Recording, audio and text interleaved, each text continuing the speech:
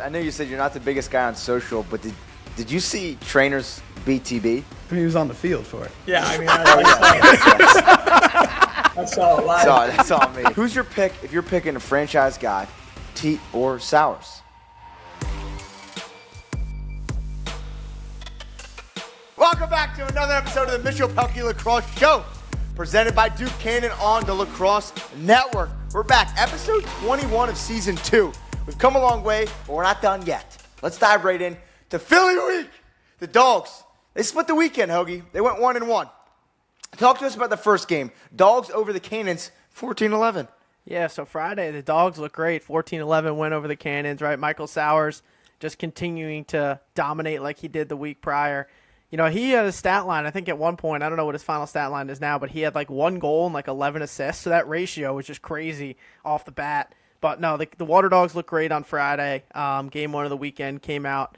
A lot of people, we even said last week the Cannons were the team to beat in the league after the first 2 weeks. So to come in and win that game on the opening game, that makes it 3-0 now that the homecoming teams won on the Friday in their first game. So, yeah, good win out of the Waterdogs there. And then the second game, a little bit of tired legs, but playing a team like the Outlaws who were hungry for a win, but sloppy. They were sloppy. A lot of turnovers. They went over 23 minutes without a goal in that second game on Saturday Night Lacrosse. So kind of tale of two different teams. I guess the sample size is too low. We've only played 3 games so far this year, and they went 2-8 last year, so they're already at 2 wins this year. So obviously progress. I think they're going to be one of the top teams in the league, but I think moving forward, looking at does the team that show up Friday show up more often, or the team that showed up Saturday play more often is going to be key down the line. Dukes, your boy Sowers kind of led the way with 7 points in that first game. You want to walk us through it? Were we also, surprised? he's back. Also, Kevin McDougal's back, guys. We don't know what happened to him last week, but he's back in the action. Dukes, how you doing? Let's clap him in. Let's actually clap him in real quick. Let's clap him in. First time, long time, or? Yeah, first time, longest time. Been doing this thing for a little bit, but yeah, the Waterdogs Sowers looks good. They're coming home to Philly. No team that's the home team has gone 2-0 yet at home this year so far. So Surprising? You know what, Mitch? I will say yes. It is surprising a little bit. I would have expected at this point some team would have went 2-0 at home for the homecoming weekends. I don't know what that's attributed to. Is it tired legs like what Hoagie said? I think it's obviously this point of the season. I forget who said it last year. I think it might have been 𝐓𝐇𝐄 after week 1 when New York went 2-0. He was like, look, 25% of the season's already over for us now. I forget exactly how he broke it down, but the season moves faster than you think. Yeah. All-Star voting just came out today. So the Waterdogs are kind of just in the right place that they should be right now. The Outlaws were in an absolute must-win scenario. If we want to, are we talking about that game right now? Is it okay if we talk about that game? Both games. Yep. Yeah. No, I thought they played fantastic against the Cannons. I mean, Sowers is right now, in my opinion, the MVP of the league. He's playing like the best player in the world. And he's always been this guy. Last year, he was this guy. He was just on a losing team, a team that consistently fell short. Now, in game number 2, from what I saw from the Waterdogs is I think they ran into a goalie in Logan McNaney that knows how to step up when the team needs him, that they were in a must-win scenario. You saw Pat Cavanaugh. I noticed within the first 5 minutes of that game, when Pat Cavanaugh scored a goal, or someone else even scored a goal, and he celebrated like I haven't seen him celebrate since he was at Notre Dame. A different type of energy that the Outlaws clearly had. Jared Bernhardt got his first PLL goal. Mm-hmm. The Outlaws played like they wanted to win more. I'm not worried about the Waterdogs in the slightest. I think that it just was an outcome of the situation. Again, I don't know how many times you play that game and the score is 9-7 Outlaws, and the Waterdogs only get 7. I don't. McNaney played out of his ass, and to be fair, I don't know how many times he's going to get 60% plus this year, unless he's the goalie of the year or rookie of the year, which is totally possible. I'm right there with you, Dukes. I feel like the Friday Waterdogs were the real Waterdogs. Yeah. And Saturday, it was just the next day, 2 games in two days. I think going into the week, last week I was saying Cannons, team to beat. Obviously, we're looking good. Waterdogs beat them. You got the Philly-Boston rivalry. That's what you're hyped for. Now you're playing a Western Conference team that was 0-2 coming into the season. I'm not going to say they overlooked them or anything, but, it was rainy conditions and, kind of cold night, maybe a little tired. I feel like it was just not the real Waterdogs. I'm right there with you. And there is not going to be another game all year, I bet anything on it, that the Waterdogs are held to 7 goals or less. Yeah, it was just like they also played into like what the Outlaws wanted to do in the sense of like make it chippy, make it scrappy, kind of get into this low scoring affair. And again, like Hoagie said, 23 minutes without a goal. I just can't see that happening from the Waterdogs again. No, I don't see it happening from that offense too. And I think obviously, like you guys pointed a lot here, like the Outlaws, they're 0-2. They needed a win bad. McNaney played awesome, which is a big spark for the Outlaws to play well there too. But really kind of watching it though, I did think that it was more the Waterdogs not playing up to that team that was there Friday, rather than like the Outlaws really impressing me, if that makes any sense. But I also think it looks into, scouting, right? If you're the Waterdogs, they probably looked into the Cannons all week, and then you kind of just roll the ball out for Saturday, right? So they might have not been prepared. Outlaws preparing for the Dogs all week. But like we said, it's the PLL. We're officially at that time of the year, Mitch. We talked about this where it's like, I don't know who's going to win any game because anyone can win any game on any day. So it's kind of clinically unhealthy. I went 4-0 last week, and then this past weekend I went 0-4. I mean, So look, the fade the kids is officially Yeah, on. I'm not it even is. kidding. Fade the kids. Fade the freaking kids. It went 4-0 again this weekend. Well, Dukes isn't going to like it because we do the picks on live now on the thing, so you can't fade the kids. So now I don't do that. Your tricks. I don't do that. We got a word I don't from do higher that. up. We got a word I don't from higher do do up. the that. pick'ems. We do the putting pick'ems my on the name show. behind, if I'm putting my names behind these picks and we're giving them out on Friday, I don't care. I'm gonna do my research. I got a week to research, buddy. Mitch, I got a anything- week to research. We can't Who's in just the rankings right now? Producer Core, do we know it off the top of our head? I don't know. I looked it up. I think I think Hoagie Pehlke's is. in first. So I think, all in all, we're going to do picks at the end of this show, and we're going to really show the fans how Kevin McDougal operates with his pick'ems.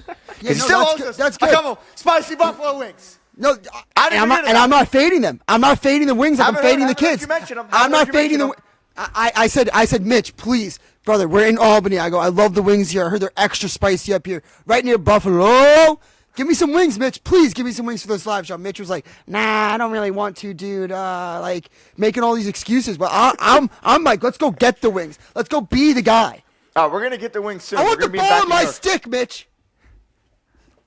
He's got the ball. Yo, we can't That's gloss Dayton over Mitch. University We right can't there. gloss over the McNaney thing. I don't know if we're, 0-4. That was one weekend, dog. Let's I wait don't till know what the end of overall year. standings are. I think God. I don't know who's Yeah, in but no, first. Kevin's right. And Deuce, since you didn't watch last episodes and we have no idea where you were, we're going to fill you in. Hoagie said, and Kev, I want you to kind of walk the us through Outlaws because we would had be this debate. 0-3. The Outlaws would be 0-3 right now if James Hogan was the coach of the Outlaws. Correct. 'Cause he said McElroy And he's laughing because he knows he's wrong. deserved the starting job, and I was like, I don't know what you're watching and make you think that, like, why wouldn't you go to Logan McNaney? It was, I don't know. Hoagie was acting Hoagie crazy. was still saying it after 0-2.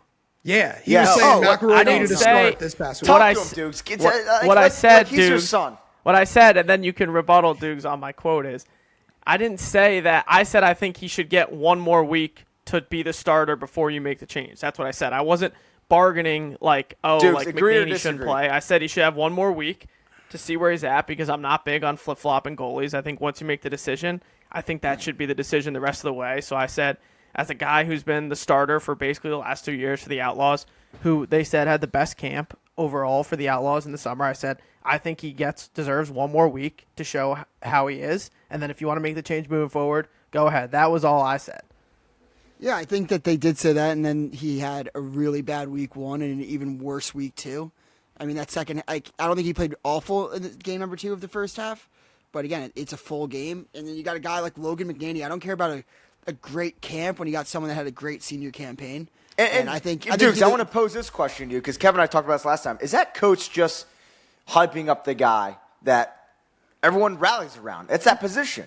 No, I do think I do believe that McElroy probably did have a really good camp. I think that he had a pretty good year last year, and I do think though that you're in this position where you're 0-2, and you can really kind of point at the goaltending position. I don't know if the ball's messing him up. You know that is a real possibility. If you're used to seeing like one. Pause. Kev gave me those eyes. Pause. But if you're used to seeing one shade of green and then it changes up, like the next year, I'm scrambling for Owen Malcolm. Yeah, I know, He's a nice guy. I'm He trying to give him. is I'm a trying to nice give him guy. everything. I'm trying to give him everything. But like, it was time to make a change. And you know, Hoagie, you're thinking it's like, oh, one more week. It's just 3 games.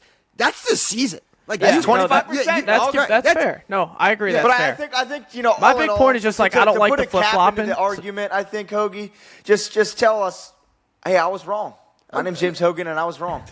Hey, Mitch, I mean, I think- No, Can I help you I out? want to hear it. I want to hear it. What? Can I help you out, Mitch? You won't admit it. He won't admit it. he won't See, admit we were talking about He this did day, this- week in and week out. I'll admit that McNaney should have started. Obviously, Admit that McNaney. you were wrong. I was wrong on what? An opinion that I think Admit you could have that one more if week. you were the Why is coach- that wrong? That's an opinion. That's not a Talk fact. to him, Kev. They That's would not be a- 0-3. You don't know that. That's an opinion. That's not a fact.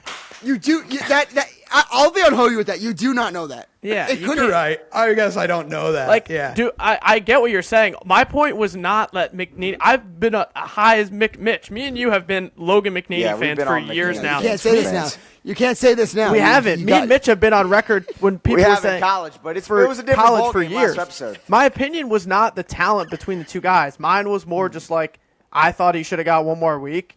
McNaney obviously gets a start this week. He was a stud, 66% net. He's the starter rest of the year and for the rest of the time for Denver until God knows what. That's how it went down. All I said was I thought one more week.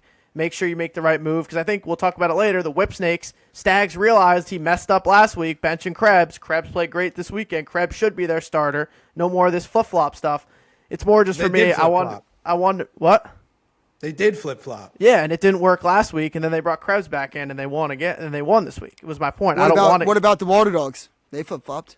I was going to touch on that too. I think the Waterdogs should make Say a it. decision. I like DeLuca as a starter in that. I think they should start DeLuca pretty much every game moving forward. I don't like the flip-flopping of goalies. I'm a Interesting, one camp interesting. guy. I don't like Mitch, changing can it I also up. just do Owen McElroy? Do you know where he's from? No idea. Like what college or where he's from? You know what? Hit me with both. He's from Georgetown. Okay. Yeah, come on. Ball note here. But I want to pause on that first. I want to Ridgewood. pause- Ridgewood. Gotta Oh, support. is he? Gotta support the Interesting. local So that, guy. yeah, Come he's on. supporting the local guy. Kev, the Yeah, I secret's gotta- out. That's why. He's from Ridgewood. James Hogan's from Ridgewood. There's a I gotta reason he's support not my taking guy. back I gotta the support my state. town Yeah, guy. that's why. Come But on.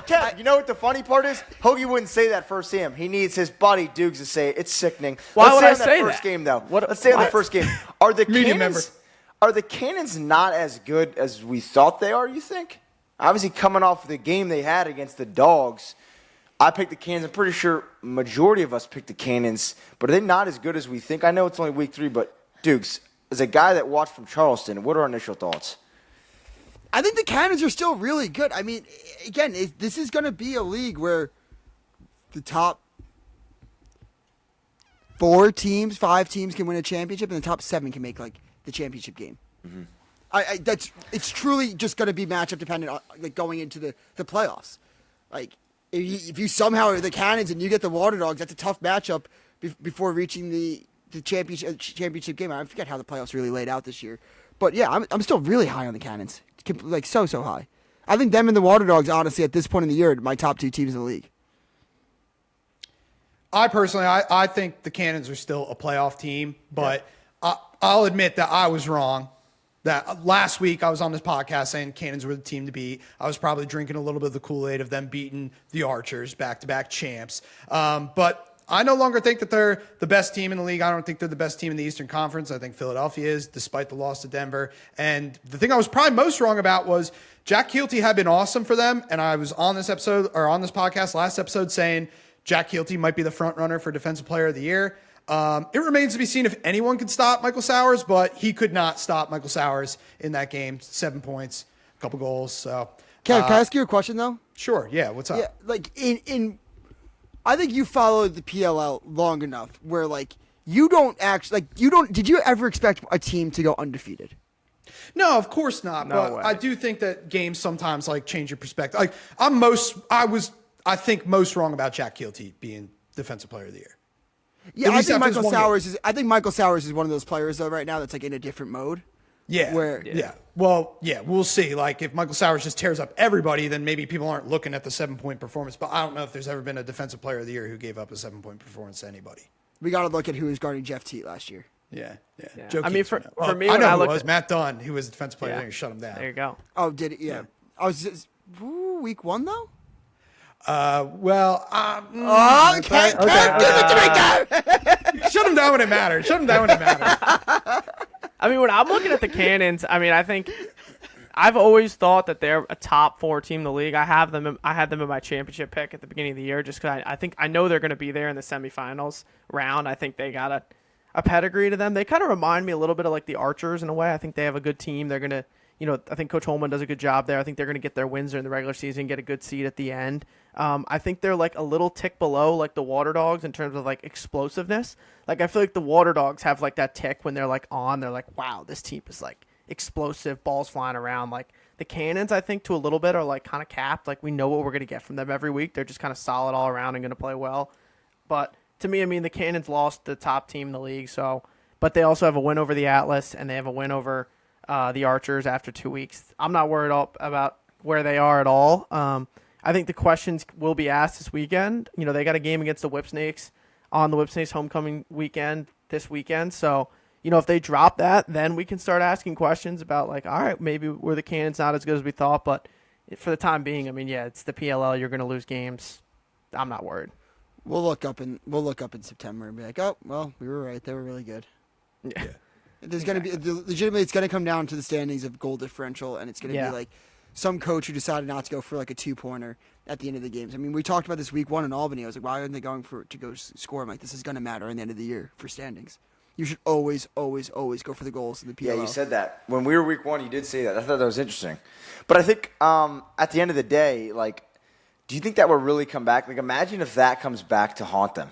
It does. I mean, I tweeted this actually this morning when the PLL posted the standings for the week. I go, looking at the score differential, like the Redwoods are still in first place right now in the West due to score differential. And like the Atlas right now are in last place in the East. They're about down 5 goals to the Whipsnakes in terms of goal differential right now. So like, each week when you're looking at these standings, you almost want to bypass the records to a degree because the goal differential can be the difference between you being the 1 seed and like the 3 seed in the tournament, or like making the playoffs and not making the playoffs. It's crazy. Like each week, I agree the with goal you on differential that. does matter. So it's huge. Like even when we're talking about these like slow type games, like what teams bode well with the score differential, right? Like the Outlaws, they haven't scored a lot of goals. Even like I'm looking at the Archers, right? The first 2 weeks, 8-7 games back to back. Like a lot of the teams like Philly who have the high powered offense, you would assume would get more goals, which is going to help them down the line compared to some of those smaller teams that get in those close games where your goal differential is like +1, -1. Like, it's crazy, but, we're going to look back on it. And someone is this year, especially with the Eastern and Western Conference, where there could be a way where the 4th place team in the East, per se, let's say whether it's the Atlas or the Whipsnakes, could be better than one of those teams in the West that makes the playoffs, whereas years past 100%. It wasn't like that. But its score differential is going to matter, especially for those teams at the top.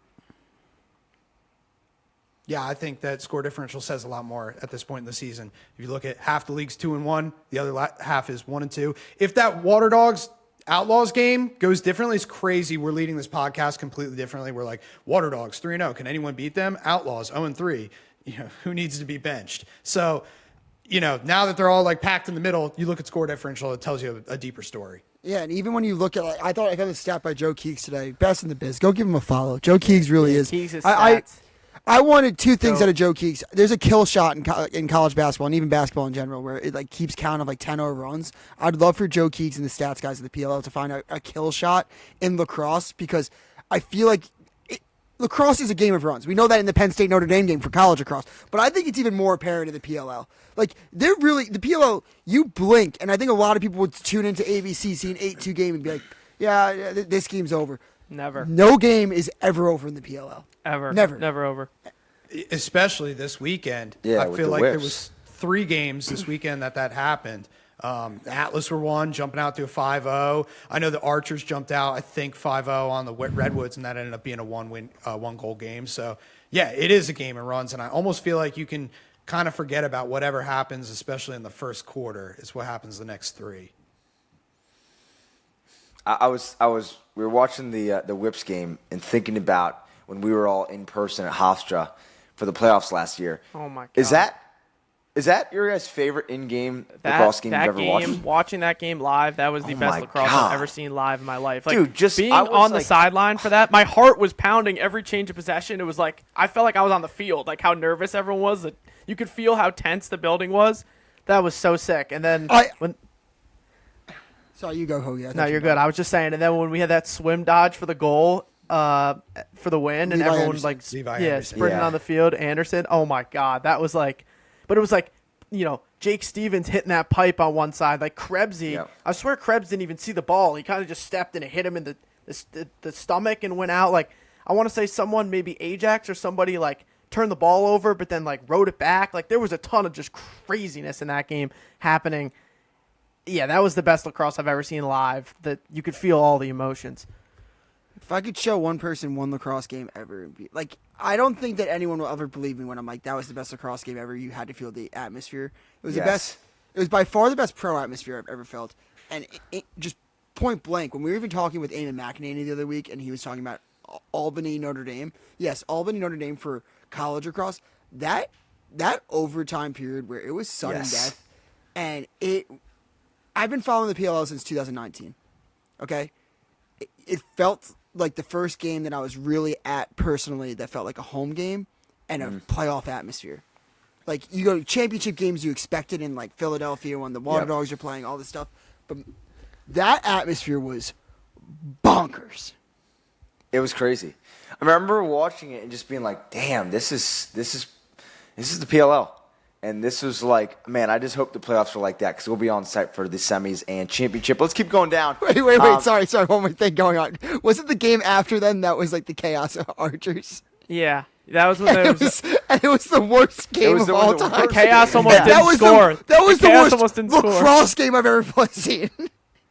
Jesus, yeah, I remember that because it almost was scoreless, right? The Chaos scored like the last couple minutes of the fourth. Last like 3 minutes before. before. YouTube headline. Yeah. As we continue with the weekend, the Whips. We're going to talk to TJ Malone. You guys will see that here in a sec. But the Whips, 16 over the Atlas 12. One of the biggest and best comebacks we've seen in PLL history.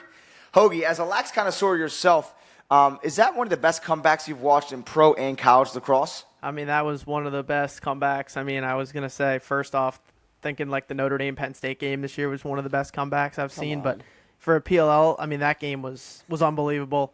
The Atlas obviously came out, blitzed them, went up 6-0, went up 8-1. Yep. And, keep going. I started thinking at first, I was like, all right, like, are the Whips, are they going to is it time to kind of just make some trades and completely blow it up and say we need a new regime here and kind of redo it, right? I feel like get a lot of aging vets on that team who've been stars for them, but, at some point you got to do the overhaul. And then slowly got the guy who came to mind first off the bat, Colin 𝐓𝐇𝐄, who wasn't rostered the first 2 weeks, gets a hat trick to start that game off. Matt Rambo gets his first point of the year on an assist. So that kind of started the run in the first half. Guy like Colin 𝐓𝐶, who hadn't played the first 2 weeks, getting them goals going on early on. And then, the second half, just that barrage, coming in the fourth quarter. They cut it down to 10-7 at the end of the third quarter. So they're down 3 going into the fourth. And then the end of the game at an 8-0 run. I mean, it was unbelievable. It just was like goal, goal, goal, goal. Joe Nardella, unbelievable. He doesn't get enough respect for how good of a faceoff guy he's been. Obviously, Trevor has done wonders. But, Nardella's been over 50% the last couple times they've played against Trevor and the Atlas. Nardella was unbelievable down the stretch there. I thought Brendan Krebs was great in cage after not playing last week. They played Aiden Carroll. Krebsy, I thought, made a couple big stops, especially that Shelley play there with around 3 minutes left on that sweep. They tie that game up there. You never know what happens. So, bottom line is with me, I mean, it's the Whipsnakes, it's Stagnita. They're kind of like last year. Started 0-2. Now they're 1-2. They have their homecoming weekend. They're going to have 2 games this weekend at Homewood Field in the Maryland Whipsnakes homecoming. Yep. If they can get both of those, or even one, I mean, if they get both, we're going to be really talking about the Whipsnakes. This is their perfect weekend. Stags is going to have them ready to say, look, this is your homecoming. You sweep these. Like, this is going to help propel us for the whole second half of the year. Because then they're not playing till after the All-Star game, I believe. They have their bye after that, their homecoming, then it's All-Star weekend. Yep. So, don't we think this is kind of their identity, though? I feel like this is very similar to last year. Yeah. Like, this is the Whipsnakes. This is kind of who they are. Let's forget, too, this is their first win since they beat the Atlas in the semifinal last year, right? They lost in the championship game to the Archers. They went 0-4 in the Champ Series and then 0-2 to start this year so far in 2025. So that was their first win since we saw Anderson put that overtime goal winner at Hofstra. That was their first win since then. Yeah, that's eating Stags alive, all those straight losses. Oh, I know. I think there's one. First and foremost, when it comes to the Atlas, I said it week 1. I thought this was going to be the team that took a step back, just in general. Like I didn't know what that step back meant, but I think it's fair to say at this point, this has been a step back from what they were last year. That defense is not the same. And I'm not talking about Liam Entenmann. I'm talking about that defensive unit, that rope unit, that close defense. That's just not the same defense as they were last year.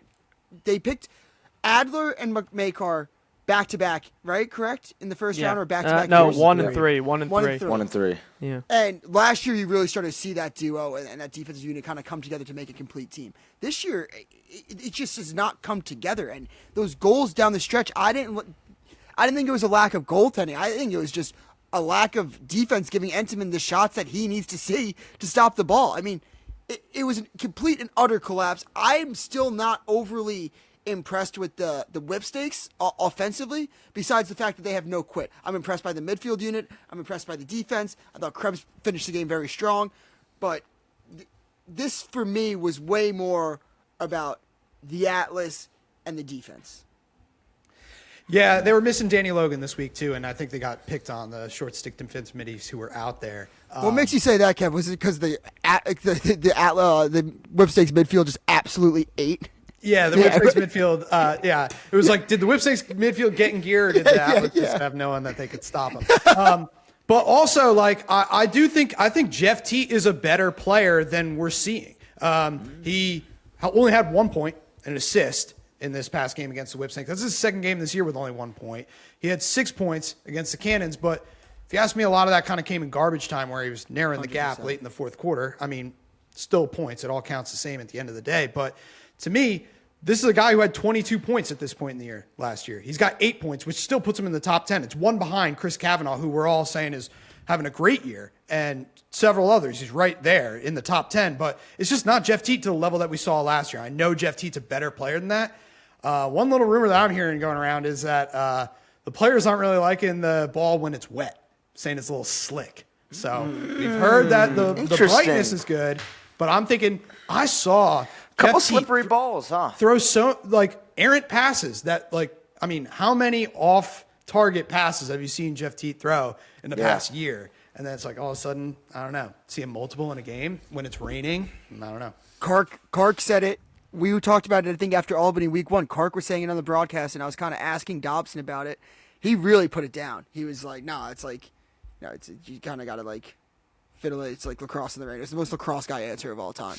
But Kark was really talking about it. I was like, he wouldn't just say this on a broadcast for no reason. Like, clearly he was talking to someone. And they were saying, I think Schreiber might have said it, even on the Archers. Yeah, I think Schreiber. I was kind of like, I think he's overthinking it and, throwing these errant passes and just first game back from injury kind of, just sticks aren't there. But you might be onto something.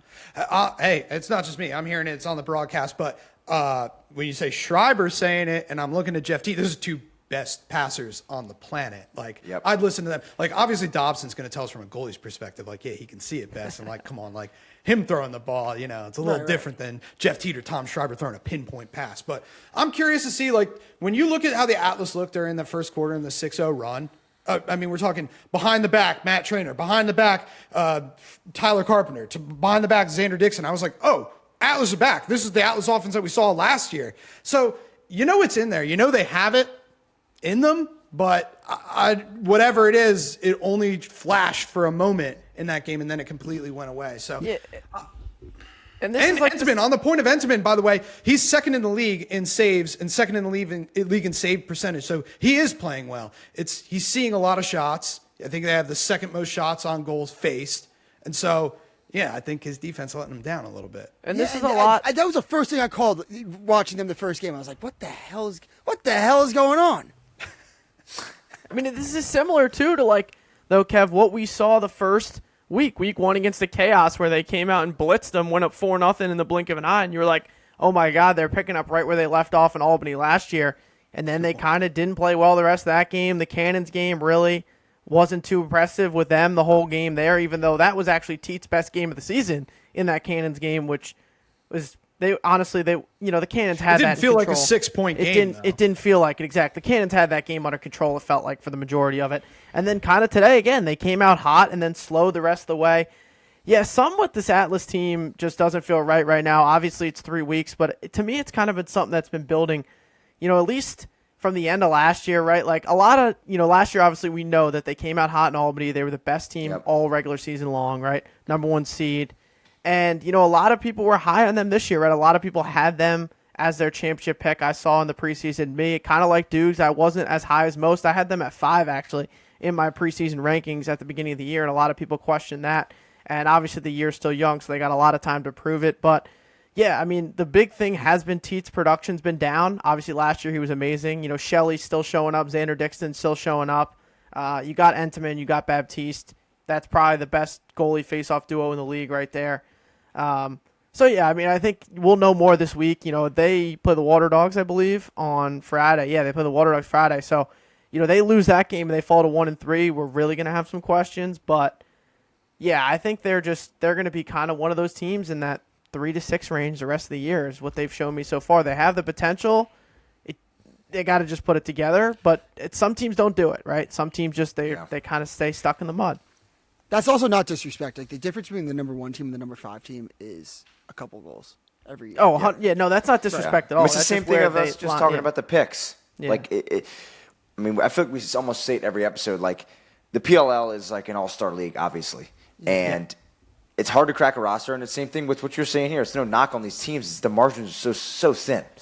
When people bet, when you're betting on this and it's like 1.5 goal spreads and people think like, oh, I'm just going to take the money line. It's like, don't. Like, if you're going to bet an underdog, take that 1.5 goal. Like, that's going to be very important. Yeah. To if you win or lose your respective bet.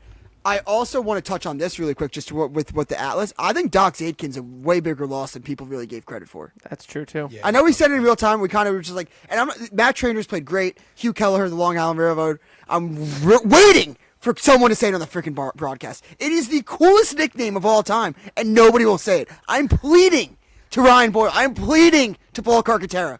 Please call 𝐓𝐇𝐄 𝐋𝐀𝐂𝐑𝐿 the Long Island Railroad. That has a Paul Carcaterra line written all over it. I could just hear Clark saying it. I don't even need credit. I don't even want credit. Yes, you do. If I was Mitch, I'd be like, oh, here's a T-shirt with my first and last name on it. I don't want credit, though. I don't want credit, though. You're going to hear Anish say it next week, but he's not going to be railroad. He's going to be a Long Island locomotive or something. Yeah, something. Little twist. Well, let's hop into the last game, though. I want to hear you guys' thoughts on this. The Archers beat the Redwoods. And Hoagie, as a Redwoods fan, you take the floor. Yeah, no, I mean, for me, I've said after 3 weeks, Archers are my championship pick. Archers, to me, still are my favorite team in the league. I think they're the best team after 3 weeks. And I know maybe the field and the stats don't show it as much. You know, the offense has been a little sticky. They're not fully healthy, but to me, they're just a team that knows how to win. Obviously, Schreiber, Captain America, he had his best game of the year this weekend. Dobson and Net's been so good. That defense, Graham Hossack's one of the most underrated guys. I loved Brendan Lavelle. He was my best underrated pick of the draft when we talked about it on draft night. So, you know, I think the Archers are, to me, my favorite team moving forward. I think they're the best team after 3 weeks. That's the team I trust the most. But I guess for the Redwoods, you know, I think we learned officially, like, they're not a fluke. They're here. They're a team that can win the Western Conference. They're a team that can be in the championship, and they're a team that can win the championship, right?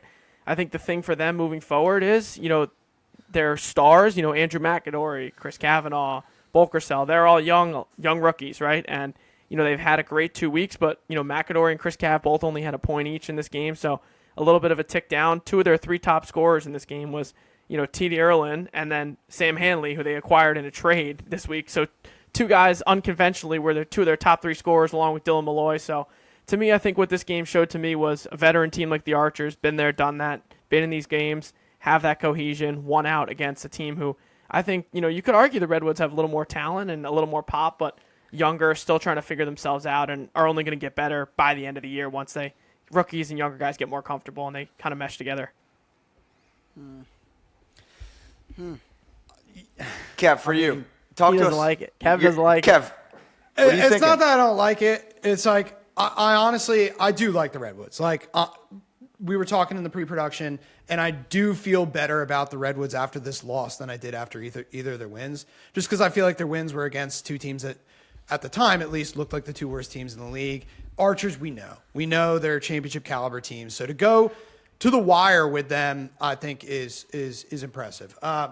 Look, the Archers just were the grittier team in this game. I think they knew like how to make those championship plays. We could talk about it. I don't know if it's time for the moment, but Not whenever yet. it is time for the moment, we will talk about it. But they made those plays. So the Redwoods, I think, are still learning that. But I think when these 2 teams play each other again in Utah later in the season, the Redwoods win that game. I think that the Archers scored half their goals in the first 8 minutes of this game, almost half their goals. The Redwoods looked like the better team for 3/4 of this game, regardless of where the scoring came from, Hoagie. You think they look like the better? The Archers came out, went up 5-0 right off the bat, and then after that.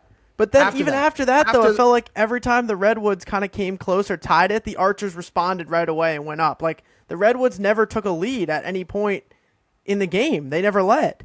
Like every time, I agree with you. The Redwoods had a great way to like close that gap. Like they went down 5-0, and then you're like, oh, is this going to get out of control? They weathered the storm, tied it up. But then every time the Redwoods kind of made a play, like I'm thinking back to that goal, T.D. Erlin off the faceoff goes down and scores to tie it. Next faceoff, Sisselberger goes down, scores, gets the lead back to the Archers. Same thing, we'll talk about it later when it was 8-8, that 2-point goal, and then there was another goal down the line. It just felt like every time that the Redwoods kind of made that move, the Archers clap right back, which goes back to my point of them just having the experience, having the connectiveness, having the cohesion to have been in those moments before.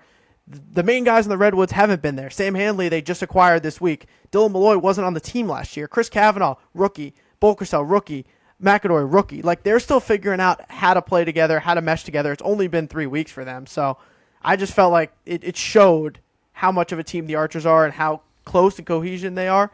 That showed in that game where when it got close, they just were able to keep making those plays to stay ahead. And even the Dauber save at the end to seal it. I think you can be excited for the future without like giving credit for also losses in this league. Like there are good losses. I'm not saying there's like good losses, but a ton of the losses are going to be by 2 goals or less. There's very rarely going to be an unimpressive loss or a game that they're totally out of it or outplayed. So for me, I'm excited about the outlook of the Redwoods' future while also having reservations about what they can actually accomplish this year. Now, we're going to look down the line in the playoffs, and do I think they can make the playoffs? I 100% think they can make the playoffs. Do I think would I be shocked if they made the championship game? Not completely, but I would be shocked if they won in a championship. And I'd be actually pretty like, wow, like I can't believe that they rattled off wins against, if they have a healthy Archers team ahead of them, a healthy Cannons team. I would be pretty shocked if they could get by them. These are teams, like you said, that have been together, have veterans. And in that sense, I think they might be a year or two, but I'd be very, very happy if I was a California Redwoods fan. And I love that too, Dukes. I think if you gave the Redwoods like fans, you're like, hey, by the way, like this is what you have going into this year. Like this, you tell them where they're at week 3. Every Redwoods fan would be happy. But like, I don't think that you should really jump the gun and be like, well, now we're going to change our expectations to be like, we can make the championship. We should make the championship. No, I think it's just a lot of people thought. That. I like their trajectory right now. Of the season or of their program? This season. I like their trajectory this season. I'll go out on a limb right now. I think that the Redwoods are going to win the Western Conference. Wow. I think, I do. Interesting. I think like that your the point, Archers. though. Hold on, pause there. Hoagie, do you agree with that? That they're going to win the Western Conference? Yes. No, the Archers are going to win the Western Conference. Dukes? They need. No, but I think they'll finish top 2 somehow. Yeah, I also want to say I think they're going to win. Me? Why don't I think they're going to win? I have the Archers as my championship pick. I think the Archers are the best team in the league. I trust them. I trust their coaching. I trust their team. I think the Redwoods, kind of like Duke said, I think they're a year away from really being a true contender. Can they go on a run? Could they make the championship game? I wouldn't be shocked. Right? Kev? Hold up. Let me clarify what I said. I think they're going to get the 1 seed in the Western Conference. I'm not saying they're going to be the representative. For you're talking about like the regular season. Yeah. I thought you meant 1 seed in the Western Conference. Okay. I thought you meant they were going to be the championship game, Kev. No, I don't think that's crazy at all either. No. I mean, they could. I definitely think they have the talent, of course. I mean, I think all the league has the talent to do it. But I think that they're going to get the 1 seed. They're going to grow as the season goes on. Like right now, you're seeing them come within 1 goal of this team. The Archers so clearly know how to win these tight games. The Redwoods are still figuring it out, and they're right on the precipice of it. And that's what I'm saying. 6 weeks from now, they're going to know how to do that. They're going to be a different team when they meet the Archers in week 8 or 9, whatever it is, in Utah. I think that the Redwoods are on a nicer trajectory. When you get to the playoffs, though, anything can happen. Archers have been there in those big games. I probably trust them more, even if they're a lower seeded team. But I like where the Redwoods are headed. Yeah, Kev, I thought you were saying like to make the championship. Okay, that's fair. The Redwoods, I could definitely see them being the 1 seed out of the regular season. I think their key to that team that no one's talking about, and I think this is going to be big, whether they make that next step the rest of the year, how well they play, can they get the 1 seed, can they make a playoff run? Mitch is your roommate, Chase Erlin, and his play is going to be a huge difference maker. Obviously, his first year starting in the league. He's here. First year starting in the league, I thought, first 2 weeks, I told you the numbers didn't jump off the page the first 2 weeks, but I thought he looked good in net for them. He made timely stops. This game against the Archers was his best game as a pro. He was seeing the ball well, making a ton of timely saves, especially when they went down early in that game 5-0. He made a ton of saves to not let it get out of control. He had a great game this weekend. He's going to kind of be an X factor in a way where I could see how the Redwoods play to a degree goes off of how Chase plays. When Chase has a great game, I think they're going to be on a roll, right? So he's going to be a big X factor for them the rest of the year, how he plays. Does Rumi listen to the pod? He's a fan of the show. Okay, I think the Redwoods defense in general. Like, you want to talk about a team that I think Chase is like. Do I think he's a top 3 goalie in the league? I don't. He can hear that, but I think he's a top 8 goalie in the league.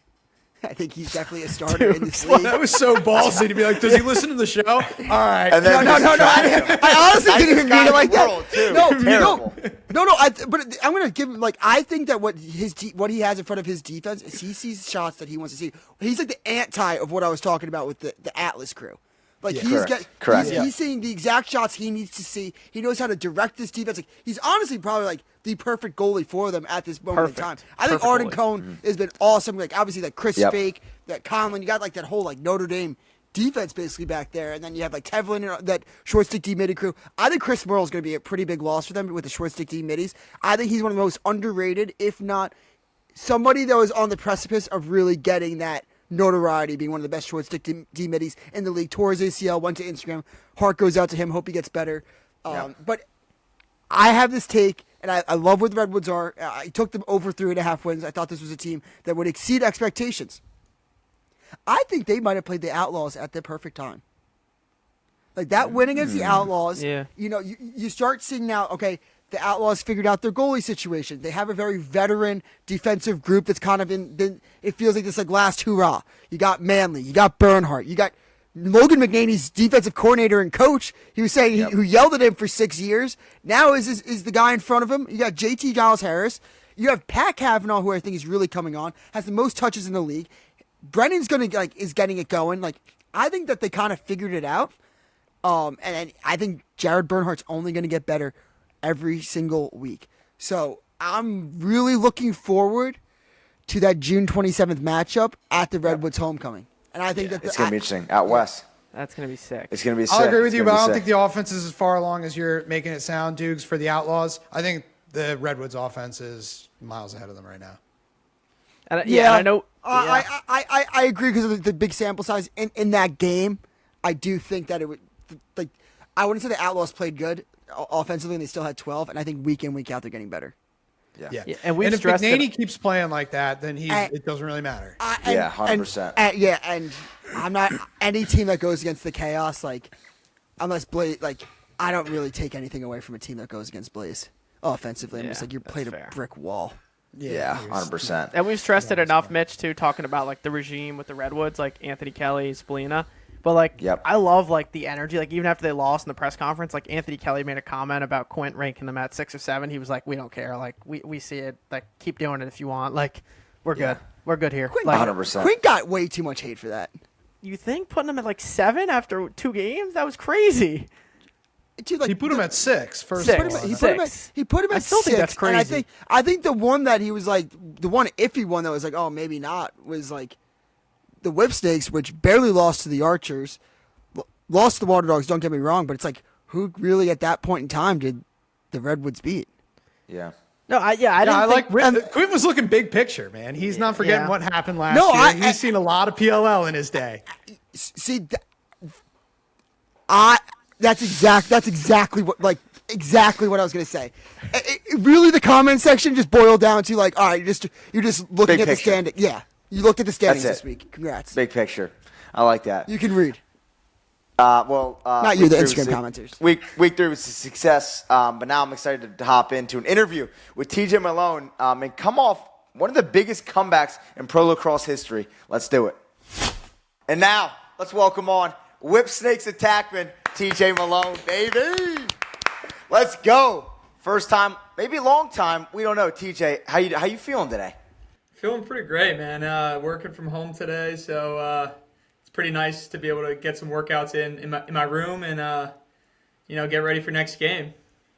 100%. Obviously, coming off one of the best weekends you've ever had. Obviously, what a comeback! And I want you to kind of walk us through, like, how did you and the Whips pull that off?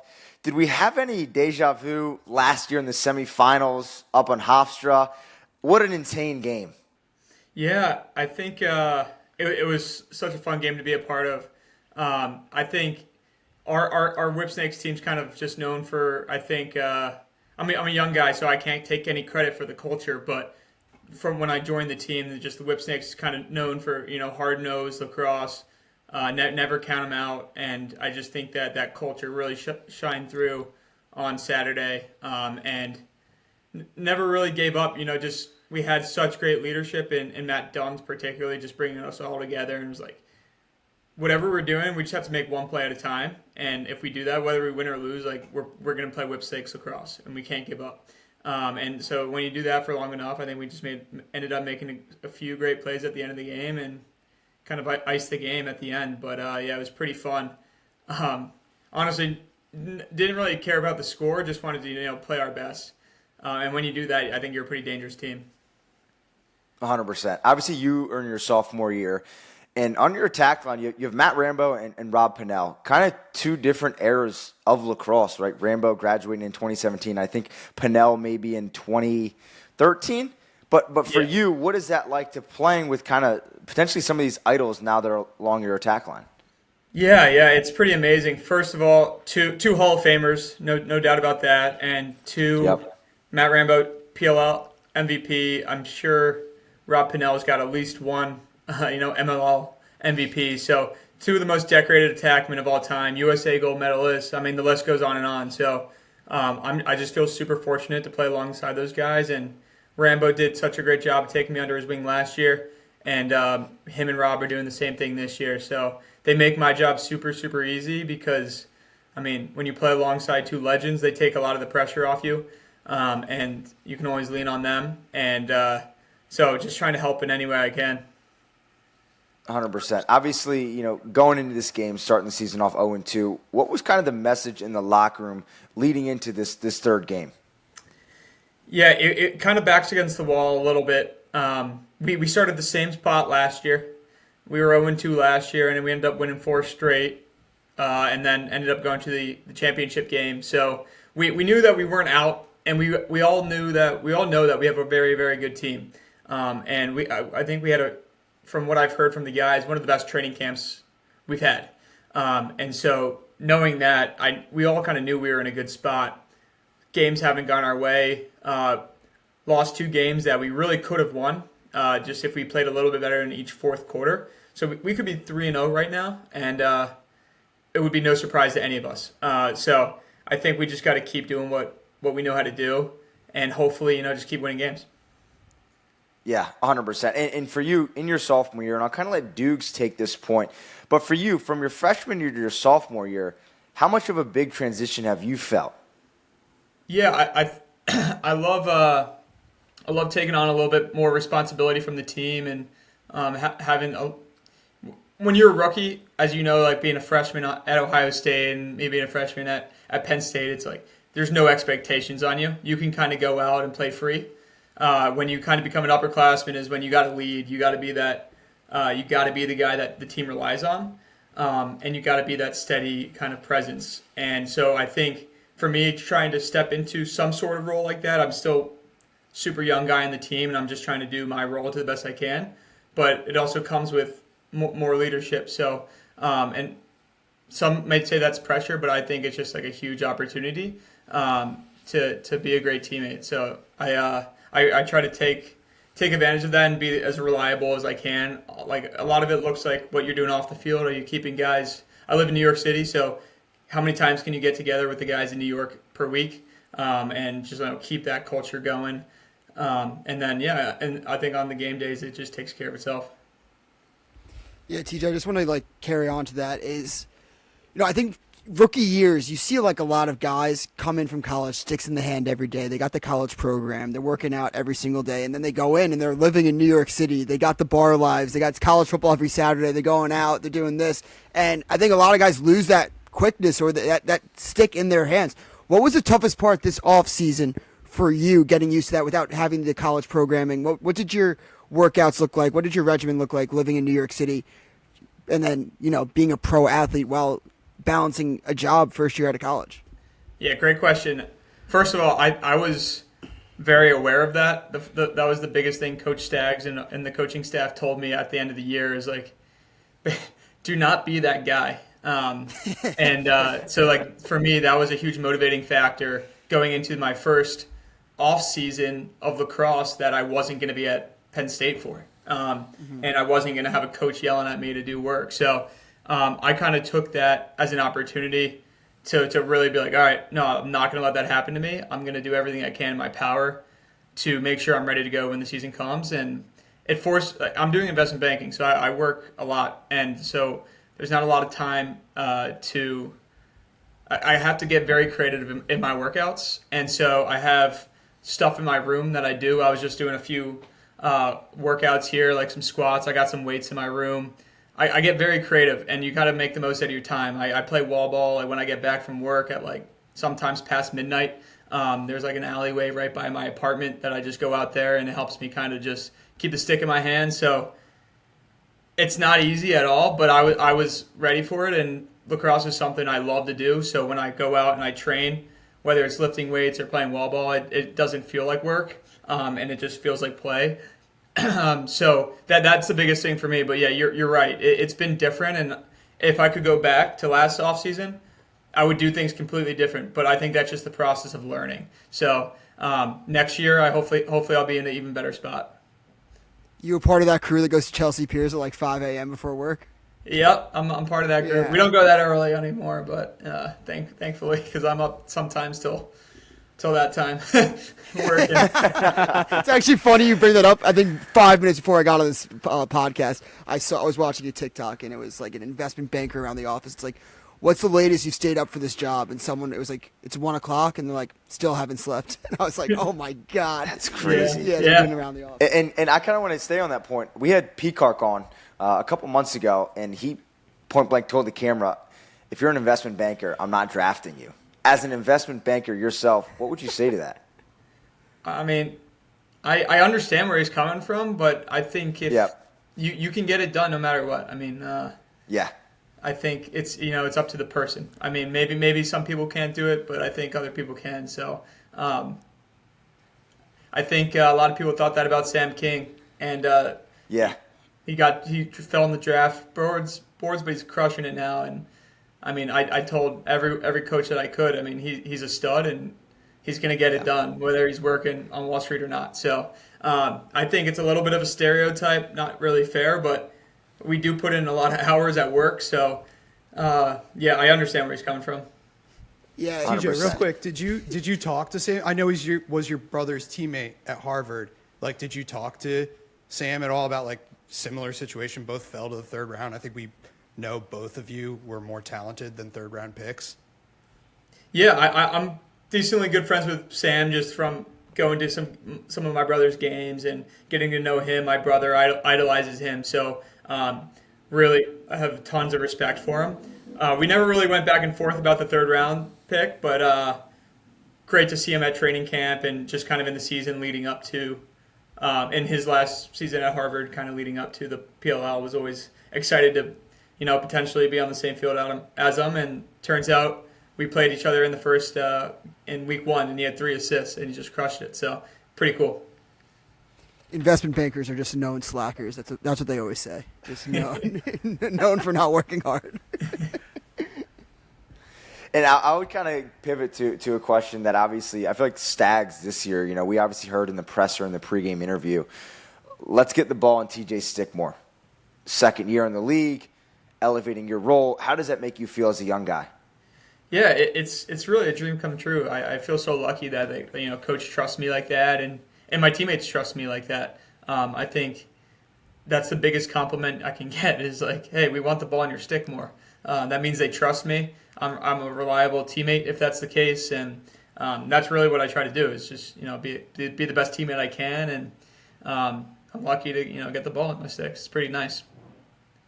100%. I feel like for you, your game's obviously elevated a ton. Your recruiting path to getting to Penn State is very untraditional. Would you clarify yourself as a lax rat?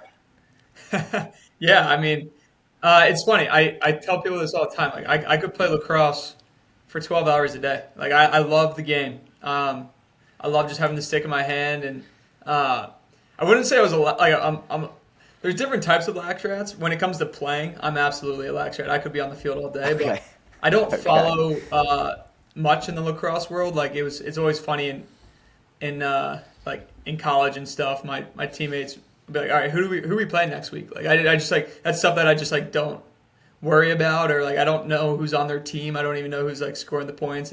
Where my teammates, might know everybody's stats around the country. So I feel like there's different. That's crazy, actually. That's so interesting, like knowing that about you, of like you're a high caliber player, top player, but like you really like don't even bother with the stuff of like who's killing it around the league, huh? I don't really. I don't know why. I mean, it just doesn't really interest me much. I mean, I remember.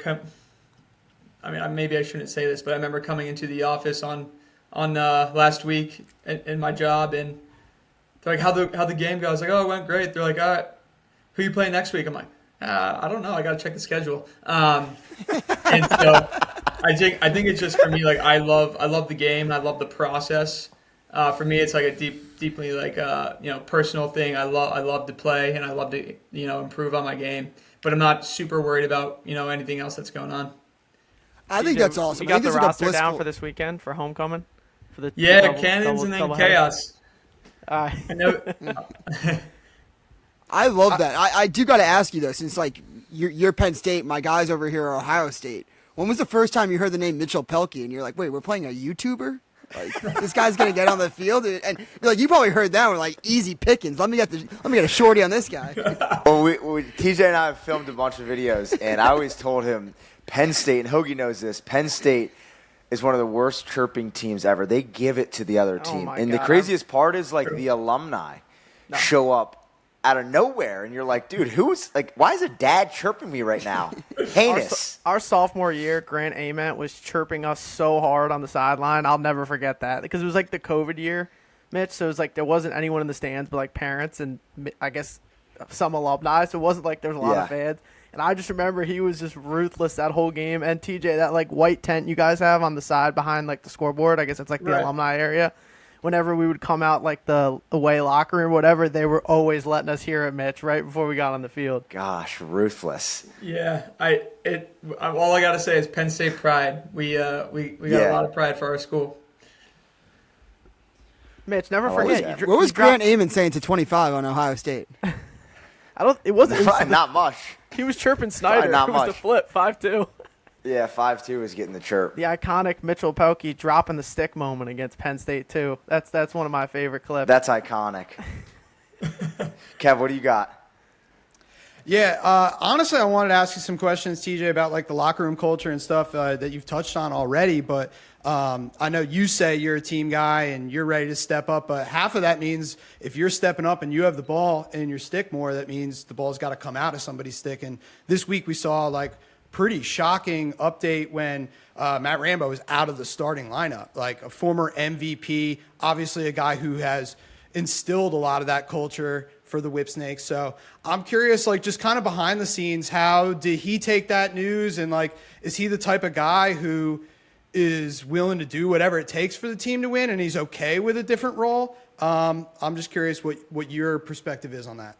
Yeah, Matt Rambo is one of the best teammates I've had, and he just wants to do whatever it takes to win, and so he's doing that. I think last week he had a couple of assists in playing midfield. I don't know how many times he's played midfield in his life, but he made an awesome transition, no complaints, and really just a great teammate. Super supportive of all the guys, and Brandel played some attack last weekend, and Rambo bumped up the midfielder, and there's just nothing but support. I think we have a really special group in the Whipsnakes, and it starts with Coach Staggs, and just the way that he's built that that team and that culture.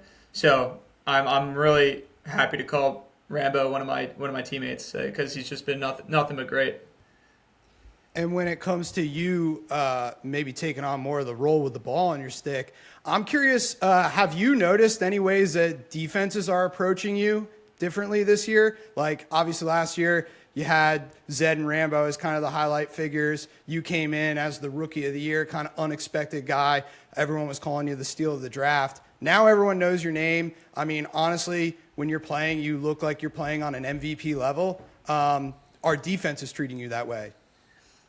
Yeah, I don't know. I think coming out of Champ Series, Coach Staggs was telling me, like, be prepared for the year because you're no longer a rookie. Like, your teams are gonna key in on you, and you got to be ready. So I think that was a big motivating factor for me to in the offseason, just really training hard and just kind of being ready for that. I don't know. I haven't really noticed if they're playing me differently or not, but. Yeah, so I think not like drawing a different matchup, like when you play the Atlas last year versus when you just played the Atlas. Yeah, I guess there was different matchups. Gavin Adler guarded me this year when Brett Maycard guarded me last year. I don't know. I think it just depends on the team. I don't really know about the matchups. Gotcha. My last one to you is, I think the Whipsnakes, and it's the biggest compliment I could give to your squad, is just surrounded by a bunch of unsung heroes and a bunch of guys that I think should be in the top 50. And probably just don't get the credit, like a guy like Timmy Muller, Colin Squires. And I mean, just your midfield production last weekend in that comeback. I think 3 guys, maybe 4, had 3+ points. I mean, it was just absolutely ridiculous. It's awesome. I just want you to kind of like give me 1 or 2 guys that you think deserve the shine that they don't get. So some underrated players on the Whipsnakes. Yeah, I think you mentioned one of them, Colin Squires. I think he led the nation or led the PLL in ground balls outside of faceoff guys last year, which is just incredible. So like basically you're talking just about how many extra possessions that we get as an offense because of him. So he's one that doesn't get a lot of attention that should, and Adam Patra, his wingmate on that's coming off on the faceoffs too is just incredible. I think he had 4 goals. I don't know how many ground balls, but he's playing both ways. He's just a stud. He's got an endless motor. He was the number 2 pick in the NLL draft. So those are just 2 guys that I can think of right now. There's so many others, but they with Nards at the faceoff X, like we got such a great unit, and they just, like you said, I think the Whips are a little bit different than some other teams that you got guys that are willing to grind, and I really think that it starts with the leadership up top and just trickles all the way down. I got one more for you. Sorry, I'm a huge liar. I love this question in professional sports, and I don't think I've ever asked this on a lacrosse podcast, but congratulations, you're the first person. What was your welcome to the league moment? I remember this pretty vividly. I've been asked this a few times, but it was during training camp at last year when we were scrimmaging the Archers, and I tried to split like a double team, and I got just rocked in the face, and it was a scrimmage, so there's no refs, but it was obviously a penalty, and then lost the ball, everything. It was not great. And Coach Staggs in the next huddle basically was like, what are you doing? Like, this isn't college lacrosse anymore. Like, if you want to have a long career, you can't be trying to do stupid stuff like that. And so I think that was my first moment, like, wow, like, you're right. I have to protect my body, first of all. I think that really helped me get better because I have to learn how to play smarter because these guys are bigger, stronger, faster. And if I'm not careful, like, you can get your head chopped off. So I think, number 1, that really helped me learn how to play smart. And then number 2, made me realize that these guys are really good. So I got to make sure that I keep improving my game. Yeah, literally almost get your head chopped off. We saw that last week. Graham Hossack literally tried to take Chris Kavanaugh's head off. Oh my god, That's crazy. Kind of keeping it in the same light, TJ. Like, we've asked a bunch of young guys that we've had on here in the last couple of years, like, when they finally felt like comfortable, kind of like when you felt like, all right, like, I'm arrived in the league. Like, we asked Sisselberger last year in year 2, and he was like, I still don't feel like I'm comfortable compared to like college. Like, do you feel like you're acclimated yet, or you're still getting used to the league? Like, obviously it's a different game, different speed, different physicality than college. Like, are you still, did you have a moment last year where you felt like, all right, I'm good, I'm here now, or you're still working on it? Or Yeah, I feel like I feel pretty comfortable like in just being myself. I think a lot of guys around the league have just been super welcoming. I just try to be myself on and off the field. So I think that helps. I'm not trying to be anybody else.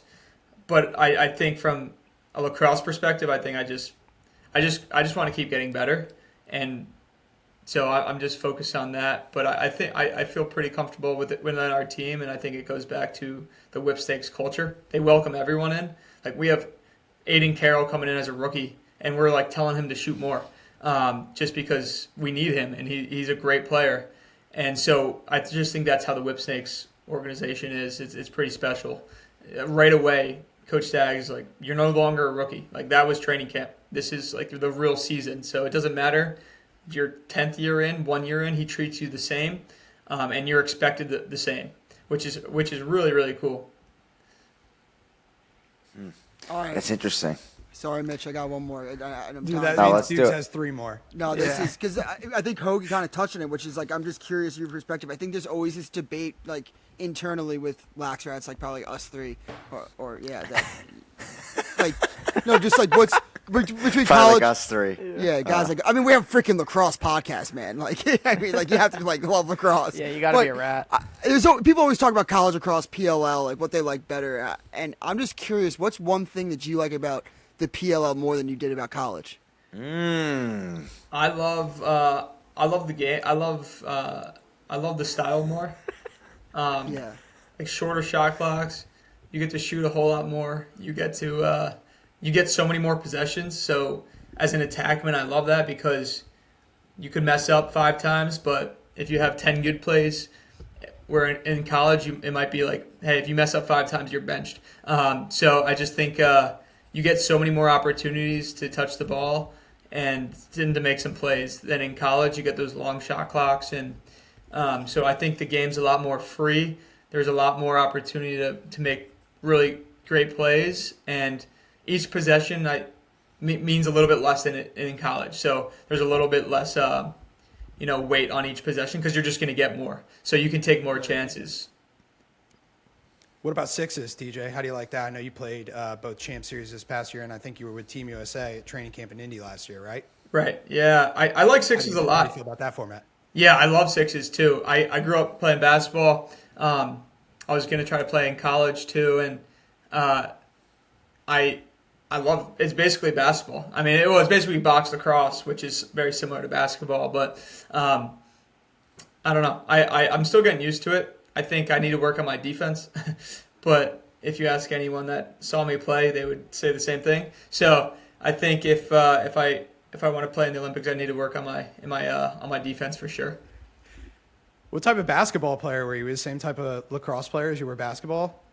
No, I think I was a lot less smart as a basketball player. I would just try to play some good defense, and like I was more of a slasher, try to get to the rim and draw or dump. I think I have a little bit better lacrosse IQ than I did basketball IQ. But I played somewhat similar. Yeah, Kev, his pro comp was Pat Spencer. Absolutely not. Teach, for you, I know you said you're not the biggest guy on social, but did you see trainers BTB? And what were your thoughts on that? I mean, he was on the field for it. Yeah, I mean, I saw it live. That's on me. No, keep that in. I actually saw it live, and I locked eyes with one You of my saw it live teammates. in game. What were your initial thoughts, though? I locked eyes with one of my teammates and was just like, whoa, that was... I remember doing the doc on you guys 2 years ago, and obviously you and him were a big part of that video, but is that something he's always had in the bag? We obviously saw the air gate earlier in the college year. Yeah, he's pretty incredible. He plays fearless, so I'm never shocked with some of the highlight reel plays he has because someone with his confidence, like he'll keep shooting and he'll keep trying plays like that. So I respect it so much. So I love that kid, and he had a great game. He's playing great so far. So it's really fun to watch him play. What's it like in 100%. general? I know he's your boy, and you're obviously excited when he makes a play like that, but it's against you. And like playing in the PLL, you see like crazy stuff. for example, last year you were on the field, or at least your team was playing, when Connor Fields hits the between the legs top corner against Brandon Krebs. Like, is there do you guys celebrate just because you just saw something amazing, even though it's your team getting scored on? What's that like? I don't think so. I think when you go to PLL practices and training camp, you see some crazy stuff happen on the lacrosse field that you just didn't even know existed. That being one of them. So I think when you get to a game, you're not surprised just because you're like, oh, I saw that yesterday at practice. You're surrounded by 180 of the best players in the world, which is just really, really cool. And that's why I love training camp so much, because it's just such it's like a classroom to keep learning and just to watch other practices, sit on other scrimmages, and just see the best players in the world play. I had this is just a story going off that. Even as a fan, I'm numb to it with the PLL at this point. I was watching the game, and Matt Trainer had the goal, and I was with some people that didn't follow lacrosse too closely. And they were like, wow, that was that was a crazy goal, right? I was like, yeah, it was pretty nuts. They're like, no, that was unbelievable. I was like, yeah, I guess so. That was pretty cool. And then it just made SportsCenter top 1. And I was like, wow, it's crazy how just numb I am to this shit now. Watching. I can't even imagine being on the same field for it. We are desensitized. It was one of those goals that you watch over and over again and keeps getting better. Right. Yeah. Thank God for lacrosse technology too. The way the goals are made now, it just makes every goal so much cooler. I will say. Yeah. I will say that. I'll say the PLL does such a good job with content too. They with their broadcasting and production, they get the best angles. It's because you could make that same play in college, and you probably have a crappy sideline angle where you might not even get the shot. But in the PLL, you got every single angle. If you score that at Maryland, you don't even see it. You score that at Penn State, place you would see it. If you score that at Penn State, it's not a goal. It's good. That's good.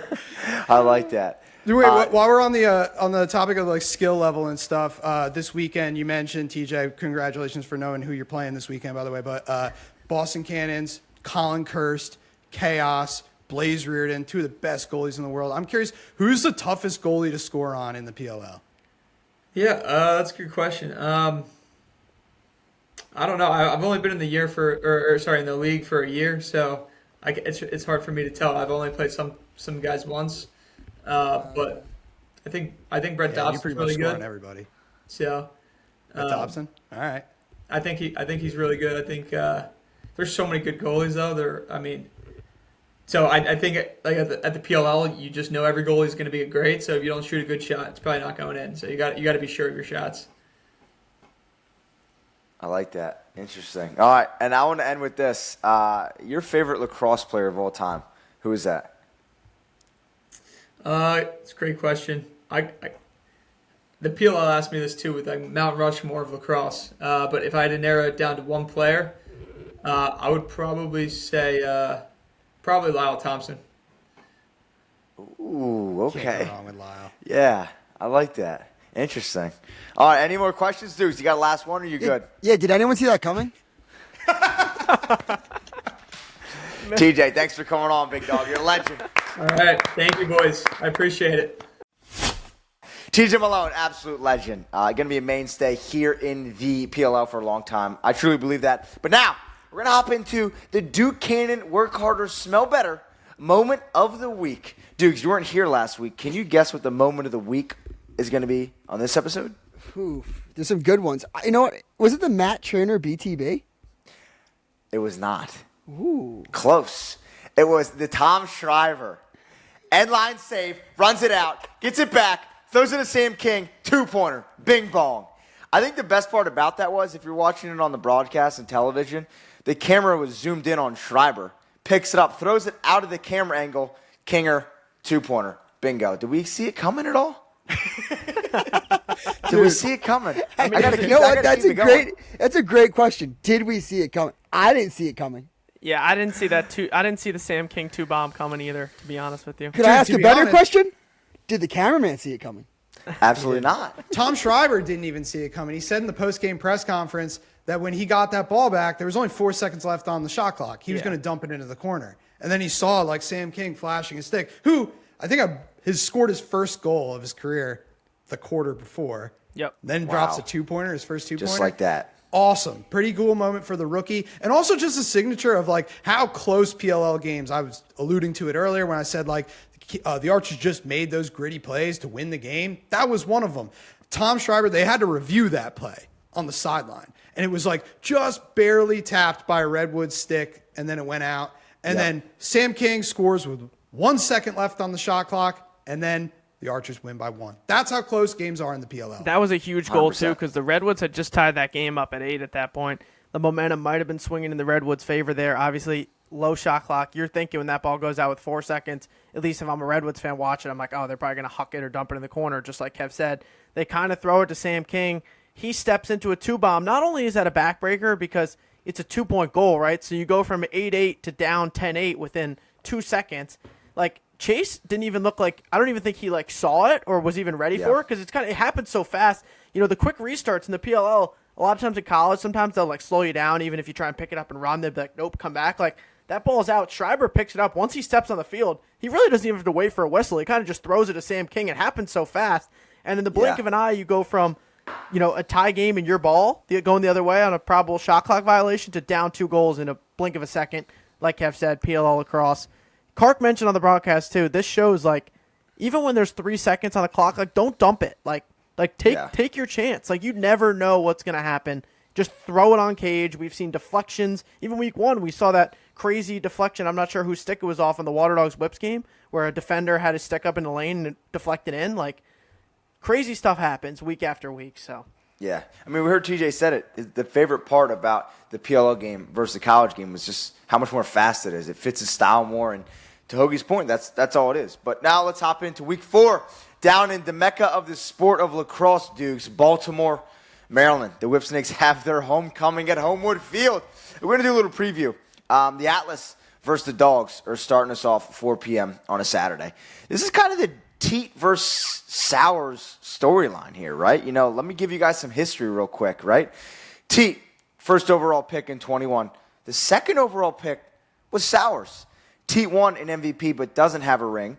And Sowers won a ring but doesn't have an MVP. Last year, Teat was the MVP. Sowers, this year, maybe an MVP. But I'm going to go down the list. Hoagie, who's your pick if you're picking a franchise guy, Teat or Sowers? yeah, I'm taking Sowers. I think there's a couple reasons. Obviously, both phenomenal players. I've just always loved Sowers' game. He's kind of a jitterbug. He's got that quick twitch ability to him, but he's kind of got that multi-factor where I feel like he's great at, you know, this year he's showing more than ever how well he is of a feeder, an assister. You know, he can do that, but then also he can score.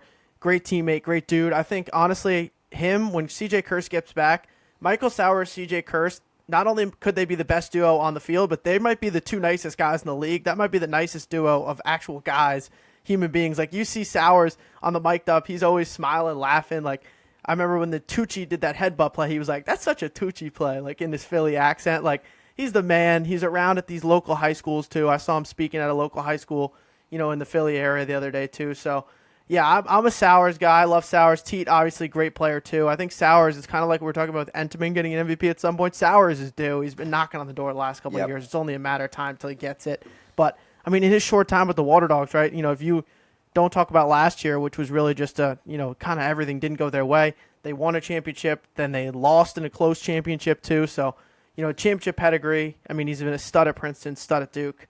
I would roll with Sowers right now, personally, but, I mean, I think you can't go wrong either way. Dukes? Both great players, both probably Hall of Famers when it's all said and done. I'm going with Sowers.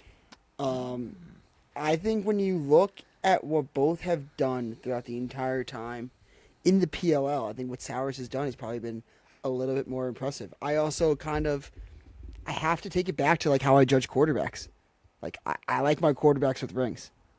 I'm a Tom Brady guy. I ain't a Peyton Manning guy. So I got to roll with Sowers, the guy that has a ring, and I think the guy that's going to get an MVP pretty soon. When you think about it, also, like last year, Waterdogs weren't very good, but like they lost a lot of 1-goal games. And Sowers, you know, if you're going to talk, I mean, last year was just a runner-up award. You could make the argument that he was the second best player in the league last year.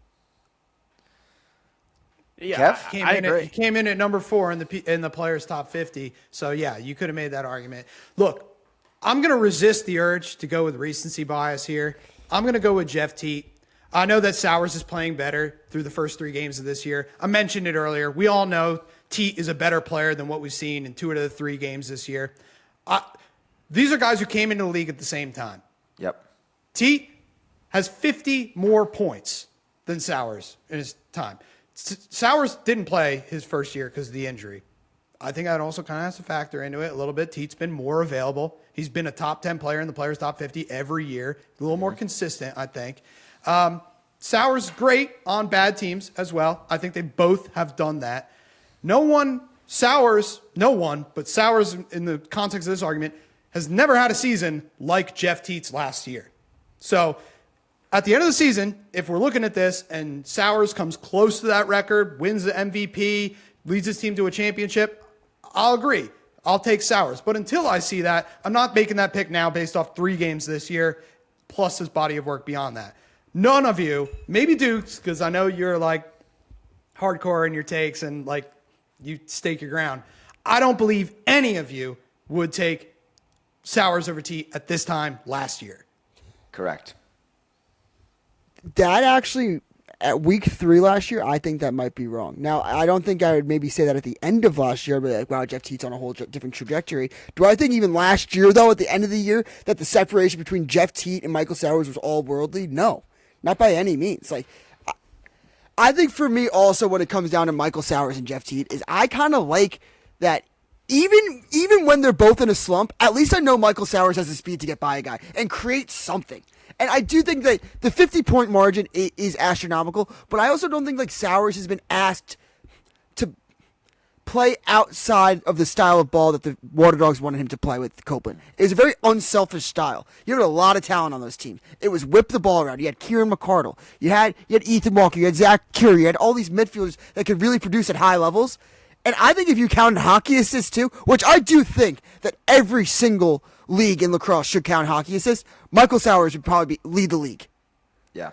I don't even think definitely my up there. pick is not even recency What? bias to a degree. I think obviously last year at this time, most people would probably say Teat off the recency bias last year. But if you're just going off like the last couple of years' body of work, I think I'm still taking Sowers. I just like his I game. also want to say this. I like Kev, what do you Duke think said. He's able to beat he's always able to beat his guy whether he scores or not. He's always out there making plays, looking fast. Teat can kind of fade away to a degree where you almost forget he's on the field sometimes. Sowers, whether he's playing well or not, I always notice him every possession.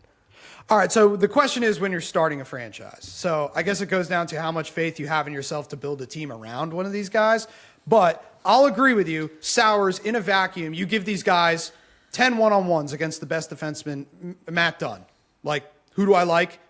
I'm obviously going to take Sowers in that. You put Jeff Teat, you see what he does when he's in the best offense. He reaches a whole new level. So I guess me as a PLL team builder would build the best team possible. Jeff Teat would be my star, and he would produce at an astronomical level.